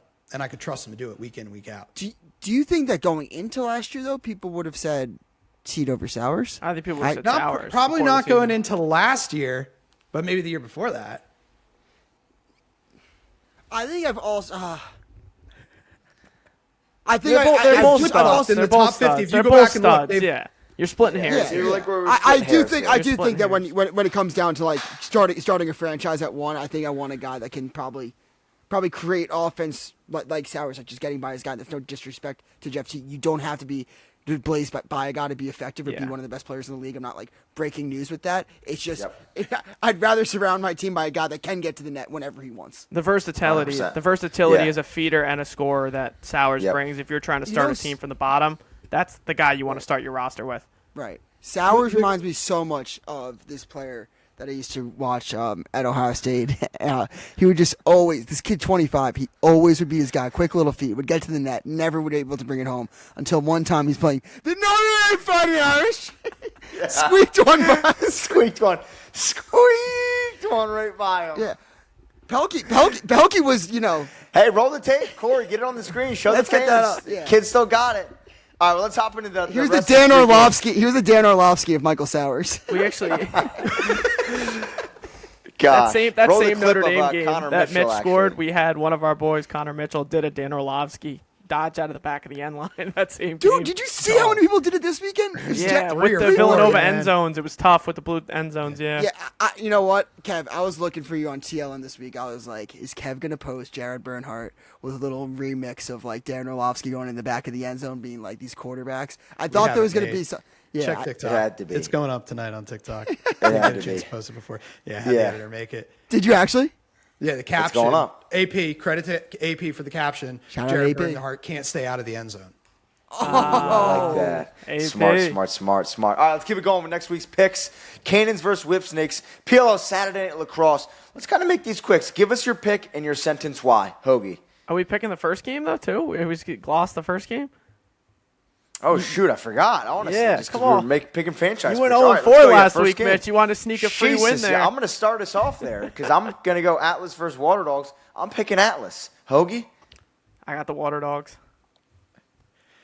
Yeah, I got Waterdogs in this one as well. I know that this is a tough one. Fade the I think kids. I'm fading the kids today. Yeah, Mitch. I you think the are fading Waterdogs are the kids. best team in the PLL right now, despite the loss to the Outlaws. And to be honest, unfortunately, that probably means that my championship Atlas pick might be it's on the hot seat. Yeah. I Duke's feel you not saying. happy about picks right now. He's Dukes I'm is- not picking. We're doing it the same as college. Which when I get the text message on Thursday, I'll lock my picks in. Okay. Interesting. All right, let's go second game here. Cannons Whips. Saturday Night Lacrosse in beautiful Homewood. I should say the Mecca again. I thought the Dome Dukes. was the Mecca, Mitch. No. The Mecca of the sport of lacrosse is in Baltimore, Maryland. Oh, okay. Not Long Island. It's not. Yeah. Do you want to keep doing this little song and dance with me? I'm picking the Whipsnakes. Want me to do the little waltz? That's my do the team. song and dance? That's my team. I'm taking the Whips. I'm a Roll the Whipsnakes tape. guy. I'm taking the Okay, Whips roll the on tape. Saturday night too. I got the Whips too. What? God. Because you're probably gonna be in Baltimore and you're like, oh my god, I have to see Rambo Wait, and you're Peacock. picking the I don't Whips, want them to Hoagie? say anything to me. I'm taking the Whips. Yeah. All right, shoot. Were you gonna take See, the Whips? Kevin, I was gonna Kevin- pick the Whips. I See, thought this this is was how a, this is how the show Take goes. the Whips, I Kevin. make This is my where- own- you- I make my own picks. Hoagie makes his picks. Kevin Coattail rides Hoagie, and then Dukes face the kids. I'm a nice guy. swear I was going to pick everything that Hoagie said. I thought that he was going to go with Cannons. I mean, he was definitely higher on the Cannons when we were talking about I it. follow earlier. the money. I follow the No, money. this Kev, to me, when I looked at this game, I'm like, all right, Whips are hot. This is Saturday Night Lacrosse, under the lights, Homewood. They're gonna. I really do truly believe that they're gonna get this game. And what TJ said, kind of too, he was like, look, we could be 3-0 right now. Like if we Yeah. really worked on. You guys are taking the Whipsnakes. Yeah. Yeah. I'm taking the Cannons. The pick doesn't count. That's your squad, right? So you kind of. Oh, so he's picking here, but you got to pick the first Nah, game he's down, not man. immediate. Dude, Media I can feel in my plums. You Not can a have a media plum. member. Yeah, you can have a plum. not a media. I'm member. not All a right, media. next I'm game. not a media member. Next game. Archers versus Outlaws. Dude, you start us off here. Dude, I kind of like that. I kind of like the laws in this one. I got Archers.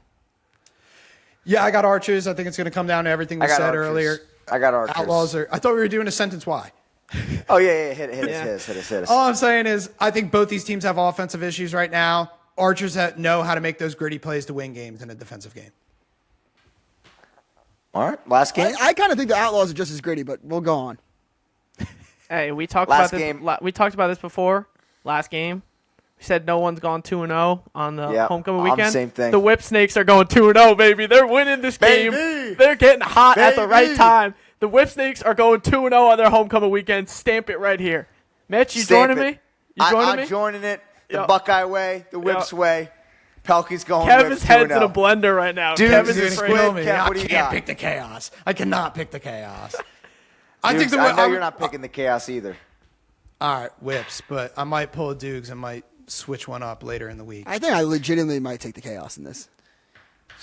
Dude, you got the This- Whips last week. I don't know how you knew that. We were all on Atlas, and you pick Whips. I don't know how you do that sometimes. Them kids, bro. All right, don't put that in court. That Cannon's All right, Whip let's game- keep going here. Fine. Wait. Fade them kids, bro. All right, let's keep it going now. We got start, bench, cut. Some of your guys' favorite segments on the show. This week we're going to switch it up. We're going to get totally vague here. Start, bench, cut, and where you would want to play a lacrosse game. Sunny weather, rainy weather, snowy weather. I'm going to start it out here. I'm starting sunny weather. If you like playing a lacrosse game in the rain, you're a squid. I'm benching snow because snow lacrosse is the best lacrosse, and I'm cutting rain because it's miserable. Dukes? I'm going to start rain. Oh my, Oh my god. God. What, dude? Kick There's him no out. way. Mannequin, Mitch. He hasn't played a game. Like, when's the last time you played a game in the rain? Nashville 2020. I kind of like How many beers was in your system? more than you've ever had in your life. That's what I'm saying. You didn't even feel the rain. So next question. I do. I think I actually enjoy watching a game in the rain as well. I think once you come accustomed to it, it's kind of fun. I remember just going to Hofstra watching state championships. Again, shout out Garden City. 3 and 4 Riverside. years. Woo! Dynasty loading again, baby. But yeah, I remember just watching games at Hofstra in the pouring rain. So many wins. I like the way the pocket feels in the rain as well. It's fun. It's not terrible Long fun. Island It's weather. not fun. It's not fun when it's in Albany and it's 48 degrees and it's week 1 of the PLL. Correct. But I kind of like Hoagie, the who you rain. got? Also great. I'm starting the Sun. I mean, if you don't start Mm-hmm. the Sun, I think that's crazy. I mean, think about it. Nice, 70-degree Saturday in April. You get a win with the boys. You go to the tailgate after, have some food with your parents. Then you guys start Hell yeah, having V. some beverages on the balcony, V. and then you have a night out on There the you town. go, I mean, V. come on, you're starting the Sun. Get comfortable, V. Bench the snow. Mitch, playing in Ohio, the snow was, our hands were freezing. It wasn't the best, but snow is fun. Everyone's always hyped when the snow's falling down. And I'm cutting rain. If you have rain, if you don't cut rain, I don't know what's wrong with you. Rain is the You worst. have a serious issue. Your Well, stick that's why you guys didn't. Your stick gets messed up. You can't throw the ball anywhere. You're soaking wet. Your socks are soaked. Your gloves are soaked. Yeah. We used to come at home back in from practice. You got to put your stuff on in front of the fans. They bring the fans in. Yeah, It's it's you got to bring your gear brutal. home. It's just a disaster. Because you Disaster. guys aren't gritty at all. This is why you guys never won a championship in Ohio State. Rain has nothing to do with grit. I bet you if I ask Jared Bernhardt right now, I'm like, give me rain, snow, or sunshine. He's like, cut sunshine, start me in the rain, and practice me in the snow. Meanwhile, Mitch is like, Coach, can I keep my helmet on to the locker room? I don't want to mess up my hair. And that's a social cut. Gosh. All right, Kev, finish this off here. Yeah, I don't know how I followed it up, but I got to start sunshine. I mean, lacrosse 'Cause you're is a a nice spring guy. sport. That's the best premium circumstances for a lacrosse game. I'm going to bench rain, so I disagree with Hoagie and God. Pehlke on this one. To be honest, What? the game is still functional. You can play a lacrosse game in the rain. Functional. It's great I like to that. play in. That's a It's wiser, great. older dude right there. I mean, playing in the snow, the game is bogged down. Everyone's slow. You can't see the ball. It's cool to see for a minute, and it's like, wow, we're playing in the snow. This is amazing. But Cool for after a vlogs. quarter of it, it's not lacrosse. Then the reason why rain is better is if you're playing in it or if you're watching it on TV and you see the net splashes, it's awesome. The only time it sucks is when you're on the bench for the whole time. Believe it or not, I've been in that situation. And I didn't believe that. And no, I just think that the rain is sick. Like when you're kicking the crap out of a team and you're hitting the back of the net and it's splashing everywhere, it just feels way more electric than a sunny day. Anyone remember the other when- team is that much more miserable? Yeah. Anyone remember back in the day when UNC used to play in the football stadium and it was like a mud pit in the rain whenever they played there? Oh Yeah, my the mud God. game. We posted that before. The mud Hopkins game. Classic. UNC. Yeah. Classic. All right. Hey, did well, you let's see go. that? Did you see the lacrosse tournament that had all the mud? What? We said the UNC see the- Hopkins game. No, Yeah. no, no. I'm not. Did you guys see the lacrosse tournament in Charleston that was or Delaware that was all muddy? And it was because it was raining like torrential downpour this weekend. It was on no context. No, I didn't see I it. missed Yeah, no, I just legitimately Mitch's nightmare. Like that was definitely like, Dad, my stomach hurts. I don't think I can play the rest of the weekend. No, that would be a game like if we were in the losers bracket and that was what we play, I'd be like, Pops, let's go. I'm not. There's not a sick.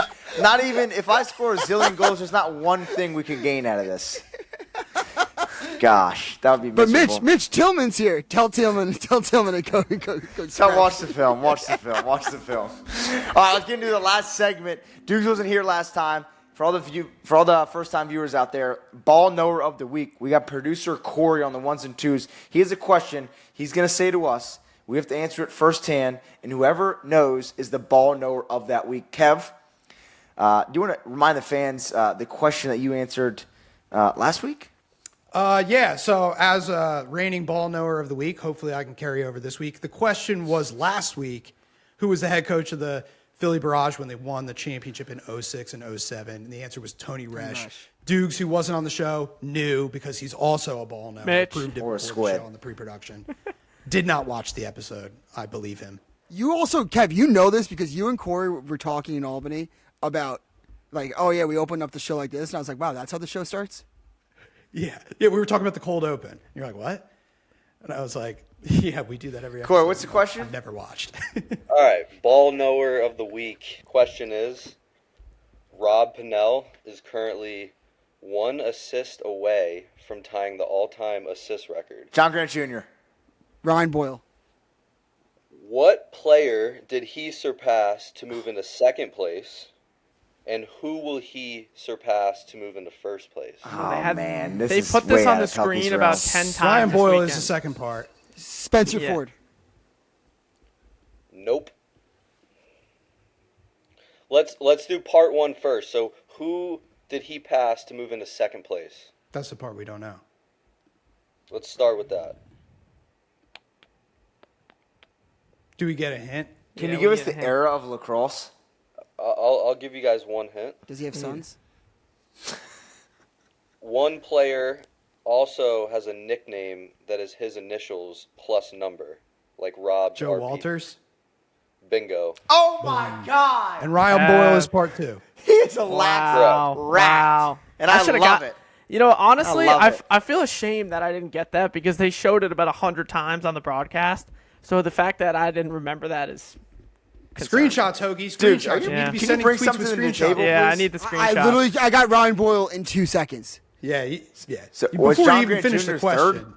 So, Mitch, Ryan The fourth Boyle was year. our Hall of Fame lacrosse player. He played at Princeton, won a couple national championships, pretty sure. Huggy. He's also the commentator, the Was announcer. John Grant Jr. fourth? No, dude, you're thinking points. The question is assists. John So Grant an Jr. assist, was like a finisher. Mitch, an assist is when you beat the defender. That's like You saying go in Jake- and that guy scores the Mitch, goal. saying John Grant Jr. is like saying Jake Taylor's on this list. He's not. He's scoring. He's not feeding. Incorrect. All right, it's going to wrap up episode 21. Dukes, since we started this new thing because of your fun fact, I think we still got to go back to your fun fact. Can you end us with a fun fact? All right, who's top 10 in Virginia's all-time leading points and had a son that played at Ohio State? Kevin Pehlke. Kevin Pehlke! Let's go. Falconator Senior, let's go. All right, we'll see you guys next Wednesday. Peace.